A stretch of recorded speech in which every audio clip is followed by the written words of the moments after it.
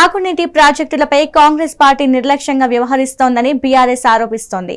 ఈ విషయంలో రేవంత్ ప్రభుత్వంపై పోరాటానికి ఆ పార్టీ రెడీ అవుతోంది. దీనిపై కార్యాచరణ రూపొందించేందుకు కేసీఆర్ నాయకత్వంలో త్వరలో ఉన్నత స్థాయి సమావేశం జరగనుంది. ఇక దీనిపై మరింత సమాచారం మా కరెస్పాండెంట్ జగన్ అందిస్తారు. జగన్ చెప్పండి. తెలంగాణ రాష్ట్రంలో మరో ఉద్యమానికి బీఆర్ఎస్ బాస్ కేసీఆర్ సిద్ధమవుతున్నట్టుగా మనకు తెలిసింది. ఎందుకంటే గతం నుంచి అటు కాళేశ్వరం ప్రాజెక్ట్ నుంచి మొదలుకుంటే నేటి బనకచెర్ల ప్రాజెక్టు వరకు ఇటు తెలంగాణ జలాలు అంటే తెలంగాణకు దక్కకుండా ఇటు తెలంగాణ రాష్ట్ర ప్రభుత్వంతో పాటు ఏదైతే ఆంధ్ర పాలకులు కూడా వ్యవహరిస్తున్నారు. వీటన్నిటిపైన కూడా తెలంగాణ పోరాడాల్సినటువంటి తెలంగాణ రాష్ట్ర ప్రభుత్వం ముద్దు నిద్రపోతుంది.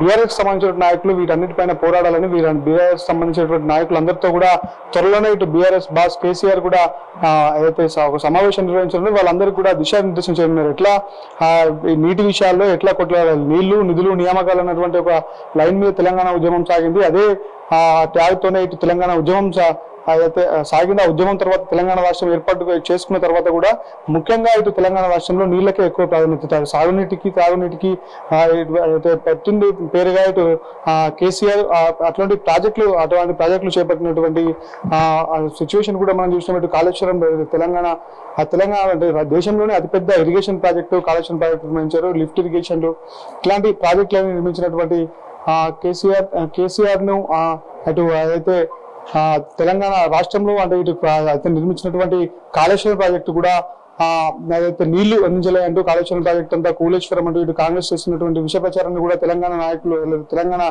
అయితే రాష్ట్రంలో ఉన్నటువంటి బీఆర్ఎస్ నాయకులు సమర్థవంతంగా తిప్పుకొట్టే విధంగా వాళ్ళందరికీ కూడా శిక్షణ ఉన్నాడు. అంటే వీటి విషయాలపై ఇటు బనకచెర్లకు సంబంధించినటువంటి వరకు ఏదైతే ఎస్ఎల్బిసికి సంబంధించినటువంటి వరకు అవన్నీ ఏదైతే ప్రాజెక్టులు అసమర్థంగా ఇటు నిర్లక్ష్యంగా వ్యవహరిస్తూ తెలంగాణ రైతాంగానికి కాంగ్రెస్ ప్రభుత్వం నీరు అందించకుండా చేస్తున్నటువంటి వ్యవహారాలన్నిటిపైన కూడా తెలంగాణ రైతాంగం తరఫున ఇటు బీఆర్ఎస్ సర్కార్ ఏదైతే బీఆర్ఎస్ పార్టీ సర్కార్ పైన పోరు చేయాలంటూ కూడా వీటన్నిటికి కూడా వారికి సూచనలు చేయనున్నారు. ఇటు కేసీఆర్ అంటే ఇదివరకు కూడా ఇదే విషయంలో ఇటు బనకచెర్ల విషయంలో కానీ అటు కాళేశ్వరం ప్రాజెక్టు విషయంలో వస్తున్నటువంటి విష ప్రచారం అసత్యాలు వీటన్నిటి విషయంలో కూడా గత వారం రోజుల కింద ఇటు అప్పటి ఇరిగేషన్ శాఖ మంత్రిగా ఉన్నటువంటి హరీష్ రావు బీఆర్ఎస్ నేత హరీష్ రావు కూడా పవర్ పాయింట్ ప్రెజెంటేషన్ ఇచ్చారు.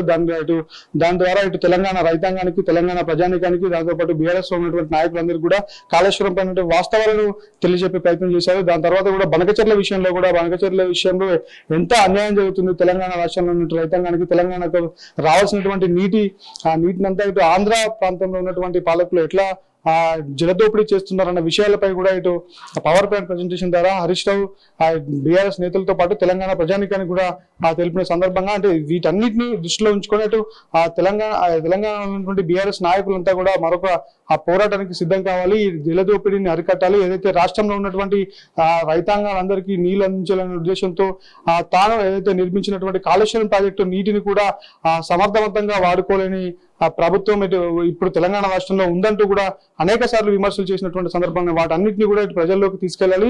ప్రజలకు నీళ్లు అందించేలా ఉన్నటువంటి ప్రాజెక్టులను పూర్తి చేయాలి. ఉన్న ప్రాజెక్టులో ఉన్నటువంటి నీటి నిల్వను సమర్థవంతంగా వాడుకోవాలి. ఏదైతే మేడిగల్ దగ్గర ఏదైతే కుంగిపోయినటువంటి 2 పియర్స్ ని వాటిని కూడా రిపేర్ చేయాలి అన్నటువంటి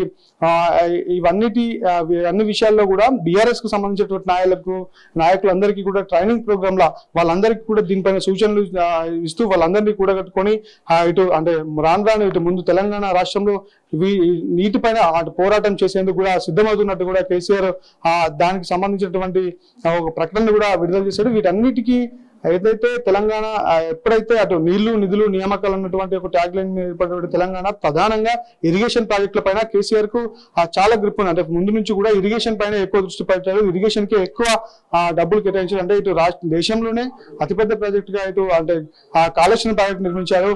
అందులో అయితే ఇరిగేషన్ ఏదైతే ఈ పంప్ హౌజులు ఎత్తిపోతల పథకం ఏదైతుందో వీటన్నిటిని కూడా ఇటు ఇంజనీరింగ్ మార్వల్ కూడా చెప్పినటువంటి పరిస్థితి కూడా ఉంది. అంతా అయితే ప్రతిష్టాత్మకంగా తీసుకొని నిర్మించినటువంటి ప్రాజెక్టులో ఉన్నటువంటి నీళ్లు రైతాంగానికి అందించకుండా పంటలు ఎండిపోయేందుకు ఈ రాష్ట్ర ప్రభుత్వం ఏదైతే తెలంగాణ అటు కేసీఆర్ పైన కక్షపూరితమైనటువంటి ధోరణి ద్వారానే ఈ పంటలకు నీళ్లు అందకుండా చేసింది అంటూ కూడా గతం నుంచి కూడా బీఆర్ఎస్ సంబంధించినటువంటి నాయకులు ఆరోపిస్తూ వస్తున్న నేపథ్యంలో వీటన్నిటిపైన కూడా పోరాటం చేసేందుకు కేసీఆర్ సిద్ధమవుతున్నారని కూడా మనకు దీని ద్వారా అర్థమవుతుంది. సింధు. Thank you, Jagan.